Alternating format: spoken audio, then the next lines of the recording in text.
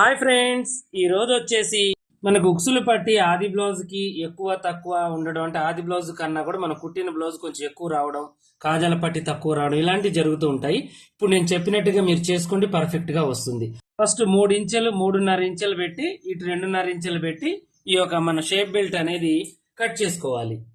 చేసిన తర్వాత ఒరిజినల్ ఇలా పెట్టుకొని మనం ఏం చేయాలి అంటే ఇక ఫస్ట్ దీన్ని ఇలా పెట్టేసేయాలి. దీని మీద అంటే మనకి సీదా మీద సీదా, ఉల్టా మీద ఉల్టా, ఇగో ఇలా ఇవి పై వైపున సమానంగా కట్ చేసుకోవాలి. లైనింగ్ అండ్ ఒరిజినల్ రెండు కూడా ఇలా పెట్టేసి మనం కుట్టు వేసుకోవాలి. ఫస్ట్ పై వైపుకు వేసుకోవాలన్నమాట.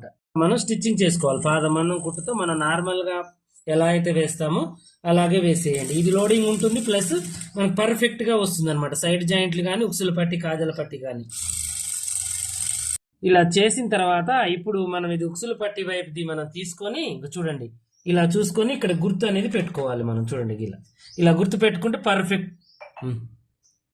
దీని ప్రకారమే వీటిని ఇలా మనం మలుచుకోవాలన్నమాట. ఇలా మలుచుకొని పైనుంచి కుట్టు వేసుకుంటే మనకు పర్ఫెక్ట్ గా వస్తుంది ఉక్సుల పట్టి, కాజల పట్టి. ఇలాంటి మరిన్ని మంచి మంచి వీడియోస్ కోసం మనం ఫాలో అవుతుండండి. పెద్ద వీడియోలు మన పాషా టైలర్ యూట్యూబ్ ఛానల్లో పెడుతున్నాను, చక్కగా చూసి నేర్చుకోండి.